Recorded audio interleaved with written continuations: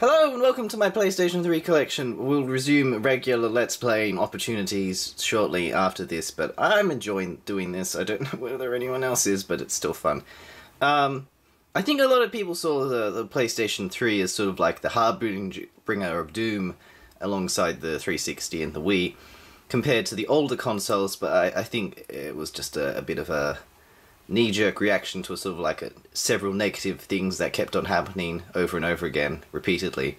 As if they had never happened before in all of history, Pac-Man 2. Anyway, we'll continue on with The Last of Us, The First of Us. The Last of Us has had the most vocally outspoken sort of hatred group dedicated towards it. I don't know whether they're the vocal minority or just, or whether it's the majority or whether, but they often sort of like I always see people saying, oh yes, The Last of Us, it's the most overrated game ever. I think a lot of that comes from the reviews, which ended up being on the side of hyperbole. That like, oh, The Last of Us, it will change the way we look at video games forever. Which I don't like those statements because they end up setting up terrible expectations. I think that's the case with a lot of literature that has existed for sort of 100 years now. It's so revered that it can never be as good as you think it will be. And I think that is the case for The Last of Us. But at the same time, because I played this when it came out, I got the collector's edition, you saw the unboxing, or if you didn't, you can go watch my masterpiece. And oh, goodness. I loved every single moment of it. It does have a slow start to it. And I think a lot of people sort of like found the very first section a bit emotionally overwhelming. I didn't. I'm a bit like, oh, it's just a story. I've read hundreds of them. But yeah, from beginning to end, aside from like the very first, like I don't know whether it was even an hour or there's a point where it noticeably becomes much more engaging. It's actually after Ellie shows up. But the story, I think, is fantastic and could be discussed sort of like for ages. But what I thought was perhaps the most unexpected thing with The Last of Us is that the people said that the storytelling, sure, it's pretty good, but the gameplay is rubbish. I think it's one of the very few examples because of course they made Uncharted series, Uncharted 1, Uncharted 2, Uncharted 3, Naughty Dog did this. And I don't think, especially when you got to Uncharted 3, there was an obvious disconnect between like these set pieces that was going on and actually trying to integrate it into action. And I didn't think it worked as well in that case, but they toned it down within The Last of Us. And the way that because I played this on hard, and I recommend you try it on hard if you have the opportunity, absolutely outstanding. I loved every moment of it. I thought the fusion of gameplay, the survival mechanics, the stealth, it blended together so well. I'm actually going to do this bit out of order because I promised myself I would.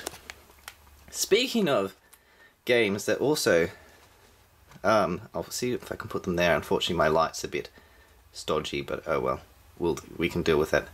Got emotion, lighting and such, so forth. Killer is Dead. This game was despised by critics and apparently by the people that like Suda51. I think wait, I'm fixing the lighting. Okay, it's not really fixed, but it's slightly higher, so maybe that's a good thing. I don't know. And I think a lot of people felt that it was a bit rubbish compared to all of the others, No More Heroes. They'd all been here, done that before. Again, I know I am in the minority here because I've seen people talk about it on forums. There's nothing really positive that ever came out of it. But I like the story even.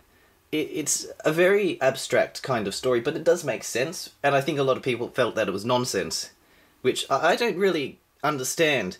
But even the things that I thought were just going to be so janky, like the aiming controls. The shooting feels fine, which is shocking. The sword plays actually, it feels good even compared coming out of Metal Gear Rising, which is what I played preceding this. It felt fun even compared to that, although I like Metal Gear Rising better. But perhaps one of the most surprisingly underrated titles I've ever come across. Underrated in the sense that it was sort of like scorned by critics, and a lot of people claim that it was sexist, and you have to be a bit careful when discussing sexism, because there's a vocal community for it and a vocal community against it. Like, against it as a legitimate... Whoa. Snap. Okay. I think I'll wait a while before I put this back in. Atelier Rorona! Going from The Last of Us to Killer is Dead to Atelier Rorona. I thought this was a wonderful game. It's... perhaps, obviously, it's not for everyone, but I liked it. The only problem that it is a real slice of life type of affair. But I liked the character development, although they ruined her character in the second game, unfortunately. But then they developed another one, so here, what do you know? I don't know. Yeah, no, I really liked it. The only problem that it had was that it crashed a couple of times, which is infuriating, losing progress like that. On that topic, Atelier Story. It fixed a lot of the annoying thing, and there are annoying things in Rorona. Don't get me wrong, they're remaking it as a plus version for a reason. They fixed a lot of the annoying things. It still has a container with a limit of 999, which does, unfortunately, will probably affect you towards the end. But no, I didn't like it as much as first. I thought, oh no, this is so painful to sit through. But no, it grew on me eventually. And I liked it as much, if not more, or as much. It was better, certainly, from the gameplay perspective. And Atelier Maru, which is the third game, but I haven't started it yet. It's they sort of made it a bit more like ActRaiser. Ashura's Wrath. This was another one that received relatively negative reviews all around, and it deserves them. No, it doesn't actually. No, never mind. I love it. I thought it was fun. Again, there was, I don't know. It's very simple. It needs a more complicated system if they're going to make it for the fighting. But then again, I played this on hard. I play most of my games on hard if I have the opportunity, and it's not like excruciating. But I thought this was really difficult on hard mode, and I liked the story and all the action. It was fun. I haven't played this one yet. I'm waiting for my sister to get on holiday so we can co-op it. Beyond Two Souls, this was very divisive. I think I like it though. Just got that feeling. Like, when I say divisive, some people thought it was like 9 out of 10, some people thought it was 5 out of 10. That kind of divisive. Bioshock 2. Also divisive, has a cool art book. Not as good as the first game until it gets towards the end. Whereas the first Bioshock, the first 70%, 5% was brilliant, and the last 25% was sort of like, bash your head against the wall, why isn't this ending, please stop. This was the other way around, whereas the first 75% wasn't quite that bad, but it wasn't as good as it got towards the end. But it's still, the only thing I don't like about it is that the PlayStation 3 version is a bit weird in how it controls. But I mean, what you going to do? I still don't like the respawn system. I think it ruins the challenge. Bioshock Infinite. You might remember this from such episodes as Let's Play, Welcome Back to, and Part 4. When we last left off, this was a great game, and it still is. Though much like The Last of Us, it sort of become an emblem of everything that was wrong with the world. Oh, and the original Bioshock, but I kind of said what I already wanted to say on original Bioshock. I still think the original Bioshock has the best introductory sequence and first level of all time. And I'll show you this quickly. Childlike Deluxe Edition. This has to be the flimsiest box. It was crushed when it came in the mail. I was really irritated. And there's no actual disc or anything inside it. I haven't played it yet. But it does come with a poster and a keyring. That's 2 games I haven't played. That's awful. 3 games I haven't played. I played this one. The Darkness! Jackie. No, this one's really good. It was never ported to the PC, which I thought was such a shame. Because I can do it okay now. But I found analog controls just so infuriating to begin with compared to a keyboard and mouse. I guess it's just something that you get used to. Now that I enjoy single-player games on the PlayStation 3 and multiplayer shooters on the PC, unfortunately it's resulted in me becoming kind of bad at both of them, whereas before I was actually getting relatively okay at PC shooters. But no, the original Darkness has got a great atmosphere and story. I like it, but not as much as The Darkness 2, Jackie. This got really, not, sort of like, you'd call it mixed to positive reviews in a sense. It got mostly positive. I think that a lot of them were sort of like in the 7 range. But I don't know. I think it just came out at the wrong time. If this had come out at the same time as the original Darkness, it'd be like 9 out of 10 Game of the Year everywhere. It was poorly. It was when people were starting to get sick of first-person shooters, and that's really what it comes down to, I think. Whereas when Bioshock Infinite, I think the critics were sort of like, yeah, well, we've been hard on some first-person shooters, let's be nice again. Darksiders. This is obviously the prequel to Darksiders 2, if you couldn't guess.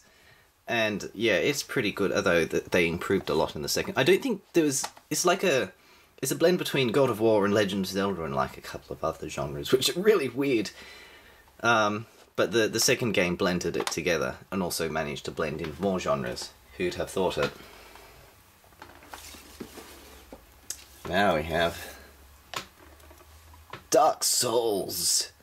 This was sort of like seen as one of the hardest games ever created, and it can be difficult at times, but I think its difficulty is vastly overstated. Perhaps I'm just amazing at everything, but I do not think that is the case. And I think perhaps there's just a lot of an attitude problem that people have, and that they can't handle restarting at all. Whereas I restart all the time. It's like, oh, you died. Whoops, better start again. You've seen my Let's Plays. I die often, but I don't give up easily. Yeah, and I like the Dark Souls, but not as much as... Wait for it. It's descending from the heavens. The giant statue. No, it's collapsing. Dark Souls 2 Collector's Edition. Heave ho, heave ho. Okay, you don't really get a good view of it. I think I might put it back in a moment. Dark Souls 2 I don't think was liked as much as Dark Souls 1, but then again, Dark Souls 1 wasn't liked as much as Demon Souls when it first came out, so I think the community that likes these games is just really fickle. I liked it more though. I thought the story was an improvement, which perhaps is shocking to most people because it seemed to have been a massive step backwards from most people's perspective. But I think the journey was more compelling, whereas before it was sort of... That one was more of an adventure, whereas the original Dark Souls was more of a quest, maybe? Yeah, no, I'd call Dark Souls 2 a journey. Demon Souls, though. Whoops, a bit forward. I've kind of moved my camera a bit. Is both the best and the worst of the series. It's the worst mechanically, but it has some of the most interesting levels, particularly the Tower of Latria, although I hated the final boss. But no, there's some, like the Shrine of Storms and yeah, it's all... The only problem that I had in the entire game, and this is the only part where it actually became difficult, was because I decided to play with a character with 8 vitality, which was a terrible idea, because I thought, oh no, I'll just one-shot people.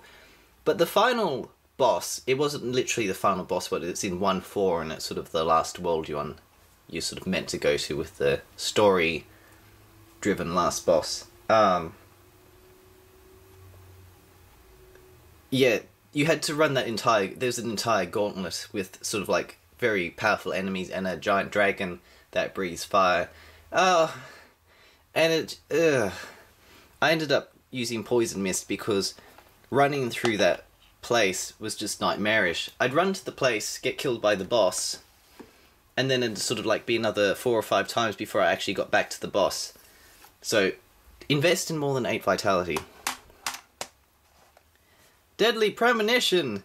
This is a weird game in that, again, it was sort of... it was really sort of, oh wow, this is terrible, but then everyone sort of like started to play it, and it became a lot more interesting because it has a very interesting sort of like whodunit story and sort of strange blend of survival horror. You might say, an entrancingly bizarre suburban horror adventure, IGN. But no, I haven't played as much because I'm saving it for a Let's Play, spoilers alert, but yeah, it looks pretty... I actually played the first level. In terms of gameplay, it's not very good at all, but yeah, you're not really playing this one for the shockingly wonderful gunplay. Okay. The Blob 2, a pretty good 3D platformer, very creative, made by an Australian developer, interestingly. Now this one. Dragon's Dogma is potentially one of the more underrated games. Again, it got not mixed to positive, like when I say mixed to positive, I sort of might mean there were a lot of 7s and then some 8s.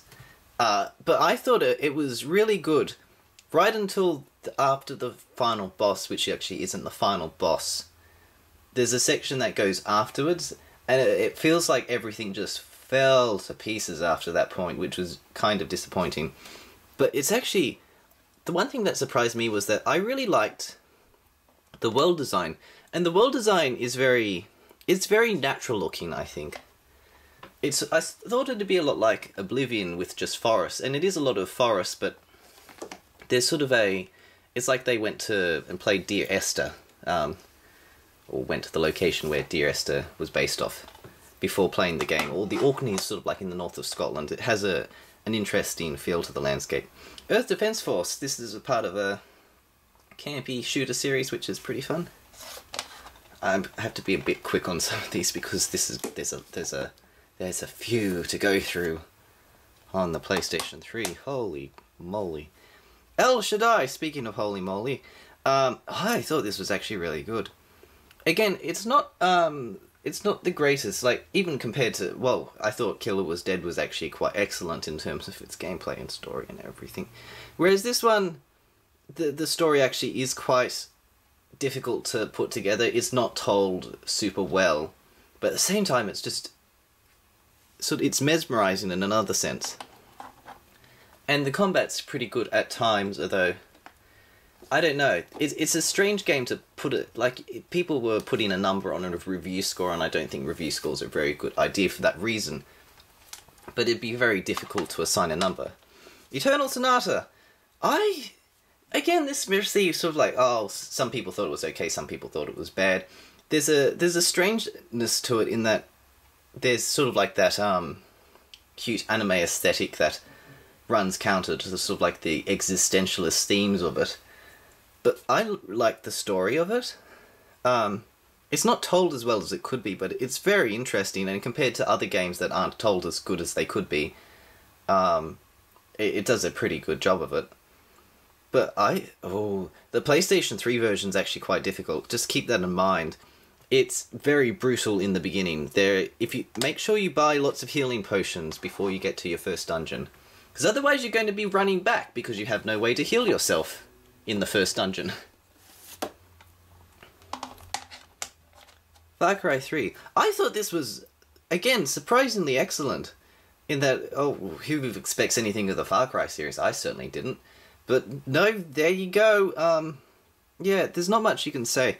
I thought it was funny, the controversy that recently caused over the Far Cry 4 with the Asian man and his bleached blonde hair being racist. But there you go. Definitely have a look at Far Cry 3. I could do more detailed thoughts on, but there's too many. There's too many! Ah! Final Fantasy X and Final Fantasy X-2. Final Fantasy X is perhaps my favourite. Well, not my favourite. I don't have a favourite. I have a pile.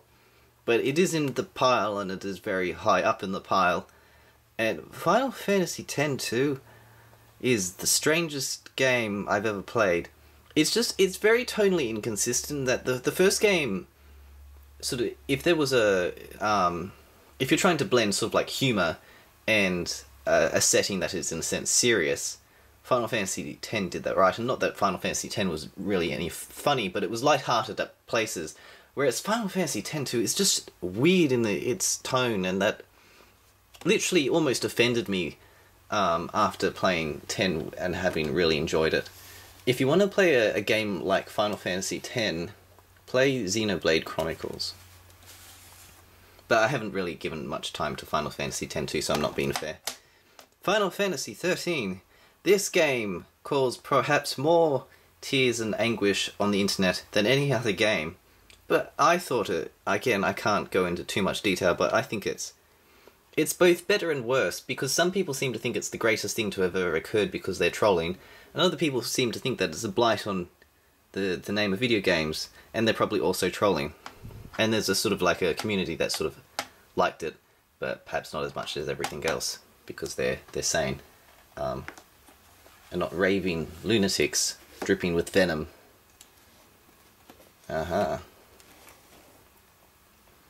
And then we have Final Fantasy XIII-2. This has the same problem that Final Fantasy X-2 has, strangely, in that it's very tonally inconsistent. You sort of have that, the character of Sarah is strange, to say the least. It just doesn't... There's elements that just don't fit together. Like, they didn't... Metal Gear Solid sort of has that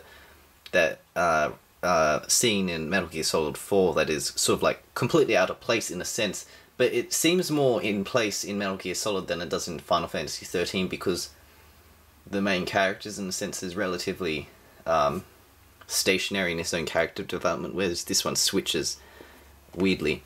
But I actually spoiled the ending and the plot twist in Final Fantasy XIII because I thought, oh well, I'm not probably going to be able to finish it before Lightning Returns comes out. I'll just look up what happens. Oh boy! Whoa! They're a plot twist! Don't do that! I regret having done that because it's actually quite incredible that the story goes places that I just didn't expect it to. This is the collector's edition for Lightning Returns. Speaking of which, and it's a bit totally inconsistent as well. People said that, oh yes, it has terrible writing, and it actually kind of does. It's not terrible.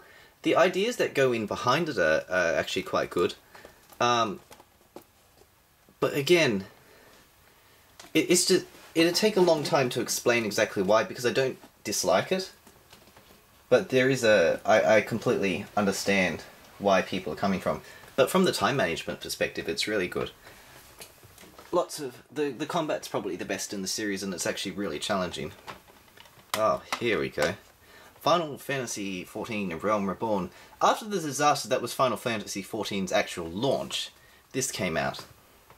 I didn't think much of it at the time, and then I brought this PlayStation 3 version, not intending to play it on the PlayStation 3, but activate the code and then play the PC version. Unfortunately, that doesn't work, and if you want to... The two versions are separate. You can't play one and have the other, which is silly. But anyway, this shocked me in how it's so different of an MMO than I've encountered before, especially coming out of... It's very classical feeling, but it's almost... I feel like you're playing one of the MMO animes, like Dot Hack. Heavy Rain! I have played this one! Hooray! And it's really good as well! Hooray!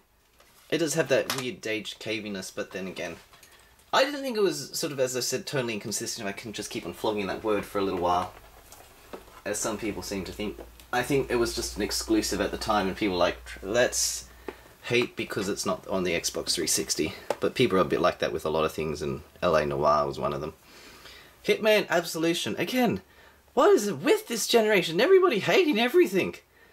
I thought... I've never... Well, I have played the previous Hitman games, but none of them particularly... Except Blood Money. Blood Money's actually really good. But none of them struck me out as being particularly sort of absorbing. And Hitman Absolution, I think some people felt that it was a sort of like an unholy marriage between Blood Money and Splinter Cell. But as someone who didn't particularly like the Hitman series, and someone who doesn't particularly like the Splinter Cell series... This is literally the perfect fusion, and part of the reason I like it is the environments are magical. It takes a lot to make real life look incredible, but there's a noir sense to it that I love. Oh no, it's a lunchbox! No, it's Hyperdimension Neptunia Victory. There's a long word for you. Sorry that this doesn't look very good because of the camera and the lighting. But anyway, I'll put this back on the shelf because I don't have too much to say about it. It's actually potentially, yeah, it was received poorly and there are reasons why, but it's actually really funny. I'm not sure whether the story goes anywhere yet because I'm actually currently playing it. But I looked up a review and they said that the story does go somewhere. So that's good. Infamous 2! I have played the original Infamous. I haven't quite beaten it. And I played a little bit of Infamous 2, but then I felt guilty about not finishing the first one. So then I stopped. I'm sort of only I'm 75% through the original. And the original's great. The second one's a massive improvement over the original, except that they changed the voice actor of the main character for some reason. But no, the original one received a lot of sort of I guess backlash originally because, again, another exclusive for a system. Both the Xbox 360 and the PlayStation 3 have had really good exclusive, I thought, but they've both received a lot of hatred from both sides. Kingdom Hearts, the original Kingdom Hearts 1, that's one of those very special games. I don't think it's nostalgic. I know what is nostalgia and what isn't. That sort of drives. I can list why I like it. Although again, it's actually strangely, if again we can say totally inconsistent. It actually is totally consistent with itself. Kingdom Hearts 2 I didn't think was. There was too much. Oh look, it's friendship, everyone.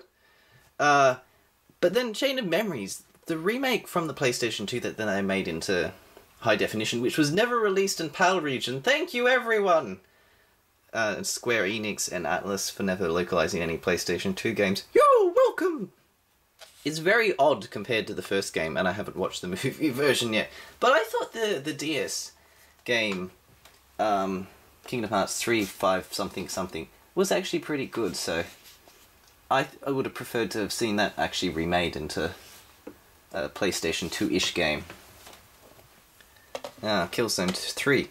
We'll get to Killzone 2 later. I haven't played this one because I have felt guilty over not having beaten the first. I'm playing the first one on hard. It's really fun on hard, though it's actually really hard, which is why I haven't beaten it. Ha ha ha ha ha! This is a game I actually have 2 copies of because I found this collector's edition that has a... It has a really cool book, but I won't show you because it'll take too much time. And I think... I can't remember when this came out, whether it was around the... Oh, there's a sticker there. Lucky sticker. Whether it was after or around the time that Grand Theft Auto 4 came out. But I think it was disappointing compared to Grand Theft Auto, but at the same time it's a really good story-driven game. And it's the only... The Mafia released on the Xbox and the PlayStation 2, the PC port of it was terrible.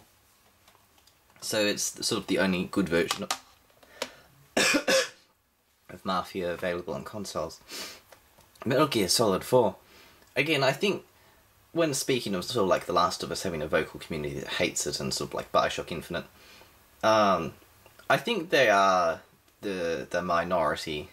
I checked the Amazon reviews for The Last of Us the other day, and again, literally 90% of them is just nothing but glowing praise for it. It's like the IMBD effect, where a movie comes out like Gravity, and then everyone sees and said, oh look, it's really good. And then suddenly, oh look, it's terrible because everyone said it was really good because it's the backlash and it doesn't lead to hype, but who creates hype anyway, aside from our own expectations? And I think there's obviously a lot of... I thought Metal Gear Solid 4 was perhaps my favourite in the series. I loved it. It has the... Again, I played this on hard, which I never regretted until I got to literally the final boss battle, and probably lost to it about... I don't want to say how many times, but it probably have to be going into the 50s, because they kind of spring a... Oh, I bet you didn't see this gameplay mechanic coming, and you have to learn something completely different, and it's scary! Oh, Metal Gear Rising, Revengeance. I brought this before. I didn't really expect much of it. It got mixed to positive reviews, I think just because it was short. But it's the best hack and slash I've ever played. And I liked the story and the stealth. It's an incredible... I might do a PC Let's Play of it, because it was released there. I might do one of Killer is Dead as well, since I love both of them. I'd love to play them again. But the stealth, the story, the gameplay, like the sword play is just phenomenal. Mass Effect Trilogy. Mass Effect 1 was never released on the PlayStation 3. This was an Xbox 360 exclusive originally. And sort of one of the reasons why I thought, oh, I'll have to buy an Xbox 360 one day, because I wanted to play all of the trilogy completed. But then when I finally, sort of, they released a trilogy on all of platforms, and then everyone was happy, thankfully. Mass Effect 1 is the odd duckling of the series, because it has an RPG-ish system to it, in how you aim and shoot and things like that. And sort of, it has more randomly generated guns, but at the same time, all the guns kind of look the same, I think. I'm not as familiar with the first one. And yet, the RPG mechanics were sort of both the best, make it the best and the worst in the series, depending on your own perspective. I think that's probably the weakest in terms of all the shooting and fun that you can have there. But it's still, it's worth playing through if you want to play the trilogy. Well, you sort of have to, well, you don't actually. Because I played Mass Effect 2 first, and holy moly, it was a... it took me, I think, 70 hours I played on Insane. And yet, it is pretty insane at... Oh, my goodness. But it was a really fair challenge. Again, I never felt like I was hitting my head against a wall. I was playing as a class that died so quickly. I was doing the Adept. And sort of like, so, yeah, Insane's really easy. I played the Vanguard and I never died. Well, duh, because you've got, like, gazillion armor and just shoot everything. Like a barbarian. And then Mass Effect 3, which I'm currently playing. I like it just as much as all the others. The controversy over that one was partly because there was... this DLC that was sort of like locked in with the collector's edition, which was stupid, but you know what you're going to do, I don't really care. And then the ending was considered bad, which in a sense there's contradiction, sort of like the morality of the Commander Shepard with the ending, but they added a fourth sort of like option with the ending that fixed that problem, I thought. Well, I've had the ending spot for me, but that happened a long time ago. I'm no longer bitter about it, internet. Okay. Mugen Souls. Wow, no! This is sort of like what happens if you took the Hyperdimension Neptunia series and made it slightly worse. The only problems that this really... Well, actually, there are a lot of problems.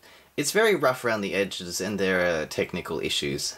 You actually, if you change the resolution of your TV from 1080p to 720p, you won't have nearly as many problems. But if you play... I don't understand why they didn't just make it auto-switch back like every game does, because my PlayStation 3 is set to 1080p until you put in a game that runs in 720p, and then it just switches back automatically. But no, apparently Mugen Souls can handle that. But again, it has a... There's some people that like it. I only put it in quickly because I wanted to see it, because Mugen Souls Z was coming out. And I ordered that one, and I wanted to see what the first one was like for comparison. And spoilers, the second one's better. Naruto Shippuden, Ultimate Ninja Storm Generations! Oh no, I just had a terrible revelation that I haven't talked about Bleach yet. I think the Naruto anime series is actually one of the better ones, mainly because it just sort of... It talks about things like cycles of war and sort of like the passing of time. And I love that sort of like that they've incorporated history and sort of like history repeating itself over and over again. It sort of simplifies it a little bit, but there's scenes that were genuinely sad in this series, and unfortunately, the storytelling in this one isn't that bad, but they sort of go without the adventure mode, which I didn't know, because I heard a review that says, oh yes, it has such good storytelling. I thought, wow, I can't wait to play it, but then it's just a bunch of stills, and it is quite good storytelling. It's just there's nothing interactive about it. It's a bunch of text, sort of like very limited text, and then a fight. Whoa! Rayman Origins. This rebirthed the series back to its 2D roots in, well, actually they've had more 2D games than they have had 3D, I think. Because they had the original Rayman on the PlayStation 1.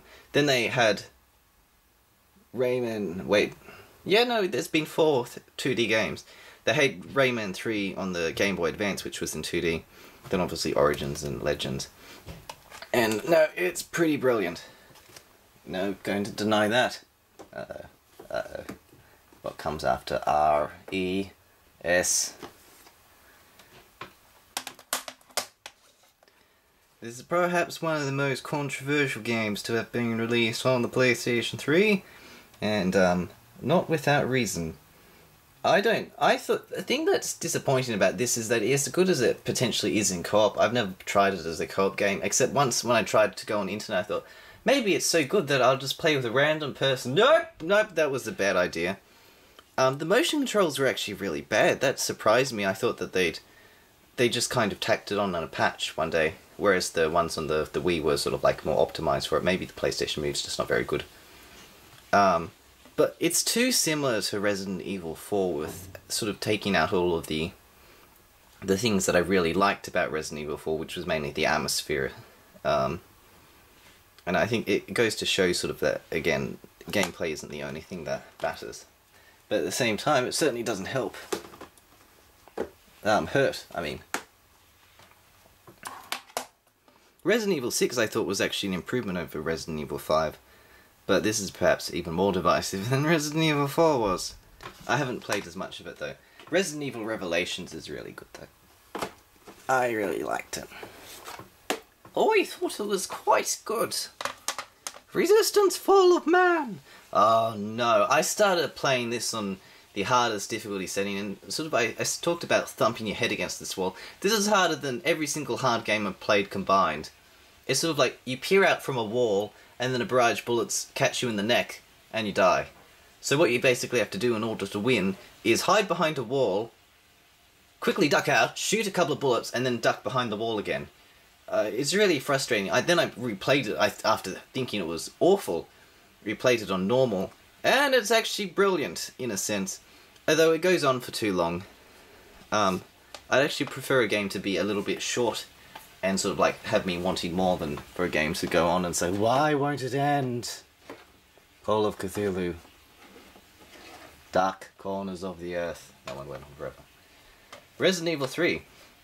Strangely, this is not regarded well at all, which is, it's not bad at all. Yeah, I don't know. It's strange to see a first-party title, in a sense, being underrated. But it is, in a sense. And we're getting down to the itty-bitty ones on the floor. I have to lean over more now. Saints Row 3, the third full package. This is, yeah, it's actually, again, it's a bit rude for my taste in places, but at the same time, it can be quite funny. There was this, I won't go describe the scene, but yeah, there are funny moments in it, even though it's kind of like, I can't help but cringe and sort of like laugh at the same time. And not cringe in the good way, cringe as in, I kind of want to pull the disc out and burn it.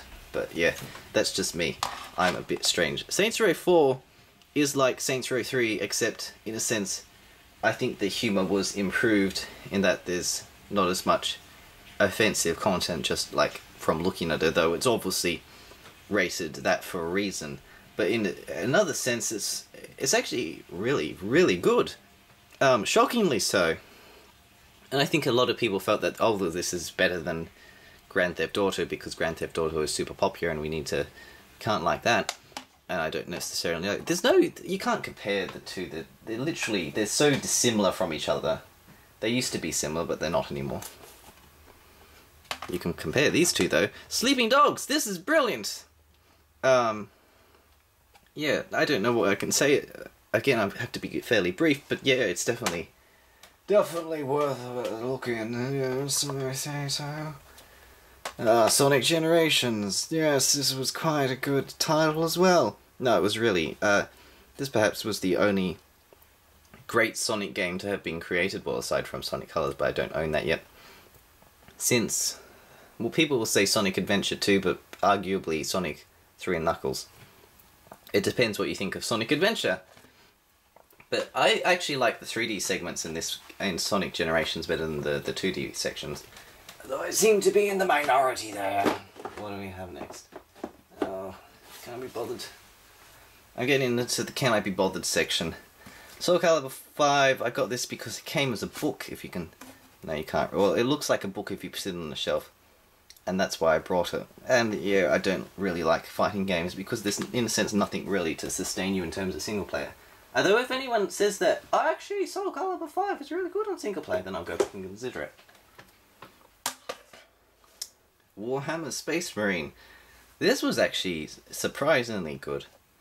It's a bit repetitive, but again, what game isn't? That's a hack 'em slash. I think you sort of have to have a certain tolerance. I mean, it depends what mood you're in. If you're in a mood where you sort of like want to rush to the end, these can actually become really aggravating because it's like, another wave? Really? And I don't think it had a particularly riveting storyline or anything, but it was still pretty fun. Oh no. Super Street Fighter 4 Arcade Edition. This was the third time I purchased this game, yet I only owned one copy because I kept on returning it every single time. I was like, no, I can't play. I can't do it! Captain. Hang on. I think the problem is that there's really no way... It doesn't ease any new players into the game. The Capcom's version of easing new players into the game is, oh, maybe we can give them a button and they can just tap one button and then the game will play itself. Hooray for button! And then that button, of course, is easily beaten by every single person there. And it doesn't teach you anything. It just means that someone can pick up a controller and sort of have stuff happen. That's not making it accessible to people. That's not what accessibility doesn't necessarily mean no depth. I found BlazBlue more accessible than Street Fighter. But other than that, of course, Street Fighter is a great game. I love watching it online. Tomb Raider Survival Edition. This actually got... I loved the beginning section of it, sort of like the first half, and then I took a break from it. I regret taking that break because when I came back I didn't enjoy the part that I was up to. I played it on hard, and again, I'm not sure, there was a couple of sections that were just utterly brutal, but almost in a unfair way, in that you'd be behind cover, but then the cover would be instantly destroyed or set on fire. And yeah, it's not like the Gears of War series you can play on the hardest difficulty set, and it's hard. It's really hard, but at the same time it doesn't have that... You feel like if you're behind... If you make a mistake, then you know precisely what happened. Either you're out of cover for too long, or you're out of cover and you got hit by a giant exploding crossbow bolt. But the actual Tomb Raider bit of this, aside from the difficulty, it was really, really, really good. And again, I don't... Perhaps a bit underrated, perhaps a bit overrated, depending on your perspective. I did think the second bit was Two Worlds 2 Game of the Year edition. This one Game of the Year, I know, right? I love the case. Again, it's got a book case. And I just like, oh no, it's in a book, must buy it! Ha! But yeah, it's not a bad Western RPG. You don't get as many of the... You get a lot of the sort of like budget JRPGs, but not as many of the budget Western RPGs. Hang on.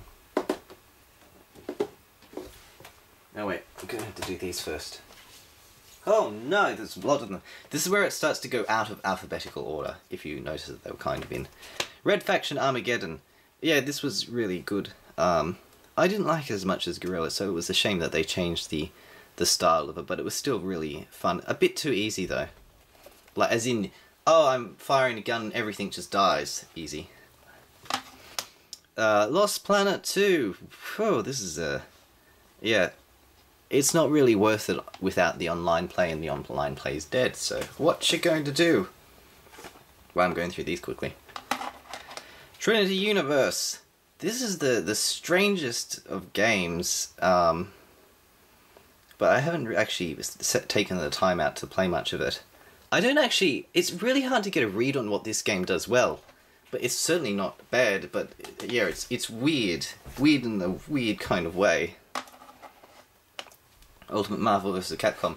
This kind of teaches you how to do it in that they actually give you like combos to train yourself, but then when you're trying to train yourself for 3 different characters, oh no! It's a bit... yeah, it's too difficult almost. I still don't like the quarter circle inputs for fighting games. I prefer the Dissidia style, because Dissidia is still really...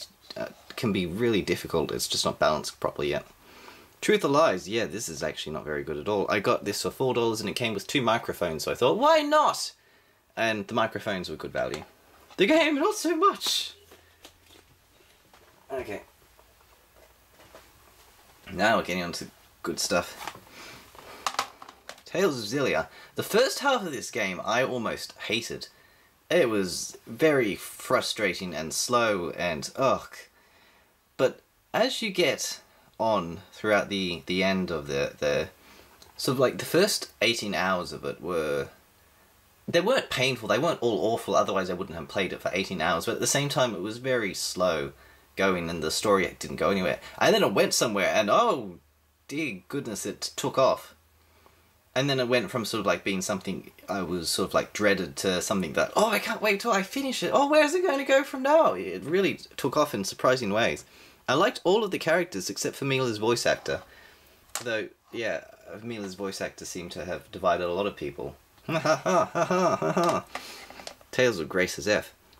I think I kind of went over this in my 3DS video when I was talking about Abyss and that. I'm sort of not sure where Xillia sits. I probably like Vesperia the least out of all the Tales games that I played, which is like, what? No! Yes, I know. I sort of felt that Vesperia sort of went a bit higgledy-piggledy towards the end. But Vesperia is still absolutely worth playing. They're all phenomenal games. They're all lots of fun. It just all comes down to personal preference in the end. Tales of the Graces, I actually might like out of all of the Tales series. It's just so unique. And I like the friendship story, even though it was cheesy, but it was actually surprisingly, like, they pulled it off pretty well, I thought. Again, you'd take longer to explain, and perhaps I'd need to go back and play a lot of these games before I could give really good, solid opinions that everyone sort of respects and agrees with. But I liked Tales of Graces. There you go, I said it. I think it... yeah, I thought it was brilliant. Speaking of what I also thought was brilliant, okay, you can kind of see it. This was a fairly hefty collector's edition box. This is Tales of Symphonia Chronicles.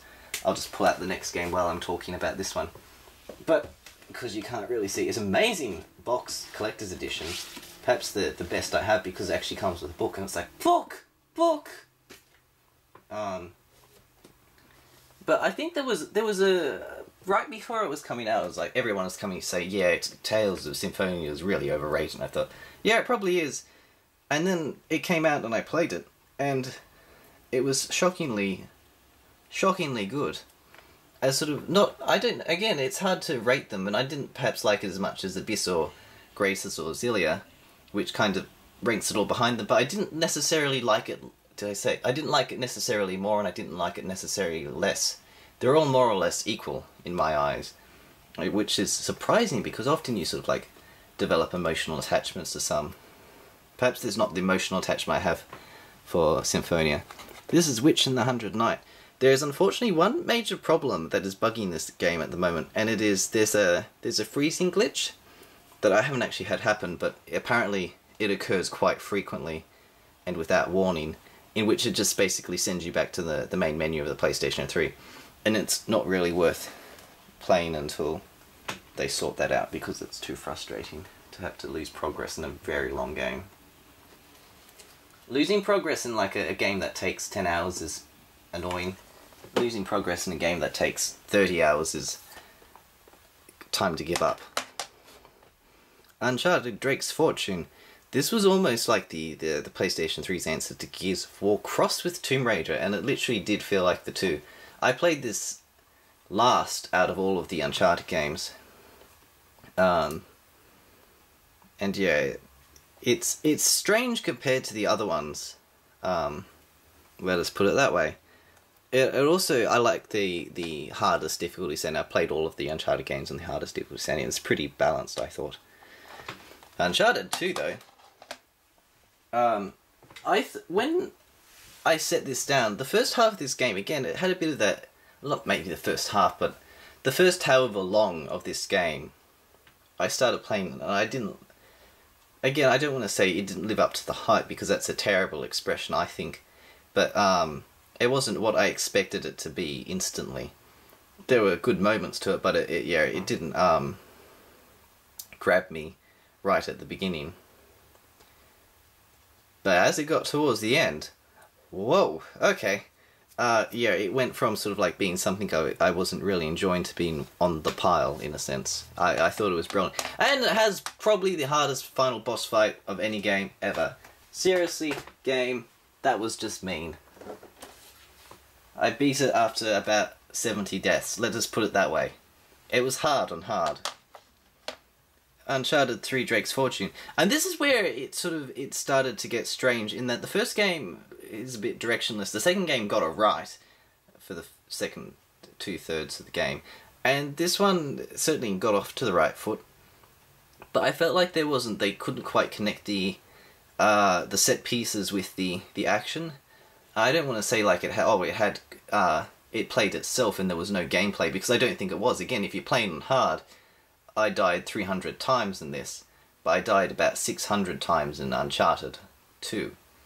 And it was less difficult, which is strange, because you think, oh yes, but it'd be easier, because 300 deaths is like so many deaths. It's bizarrely a bizarre amount of deaths, but at the same time, yeah, there's a strange disconnect, but they're all still definitely worth playing. Just don't expect necessarily to be instantly gripped by every single one of them, because they're not necessarily that kind of game. Unlike Vanquish, which is the most amazing third-person shooter ever. I love you, Platinum Games. Keep on making games like this one, particularly Vanquish 2, because that would be the sequel to Vanquish, which is really good. I think this demonstrated to me, perhaps more than any other game, the fun that is punching giant robots in the face really quickly. Even if it's just like, I don't know, there's just something fun about punching things in games. I don't know. Speaking of punching, yeah, I kind of didn't make anything coherent come out. I played Vanquish on hard. Vanquish is perhaps the most balanced hard mode I've ever encountered. It is so approachable, but it's still challenging. Yeah, definitely try that one on hard if you have the opportunity. Yakuza 3, okay. Yeah, this is... I'm kind of running out of breath because I've been talking for nearly an hour straight. I'm going to have to come back and do like a... This is going to be a long collection video, let's put it that way. I beat this during the Christmas holidays, well, so it was a while ago now, when my computer had broken down. And it's on the pile again, it's one of my favourite games. Just it'd take too long. I don't have the words to explain it right now, because it'd take me too long to go through them. But yeah, it was brilliant. And you do and you don't. Watch at least the cinema. It has like a recap of Yakuza 1 and 2. Watch the one for Yakuza 1, you don't necessarily have to pay attention, just sort of like you'll recognise some of the characters if they come up. Don't watch the one for Yakuza 2 because that one might be a bit too spoilerishy, because the second one kind of stands on its own and doesn't. You'll still be able to understand what's going on in Yakuza 3 without playing the other two games, is what I'm saying. And Yakuza 4 I haven't started yet, but I will soon, because I enjoyed it so much that without knowing Yakuza 3 is actually coming, it's almost something that I don't want to play until I know that there's going to be another one. Because I want to have something to look forward to playing that isn't Yakuza Dead Souls, which is actually not very brilliant at all. Yeah, no, it's weird. It got mixed to positive reviews, which is strange because... Or negative to positive? Negative to mixed? I don't know. But yeah, it's not the greatest gem of an experience to have ever existed. But maybe if you get more into it, I don't know. It's very, very odd.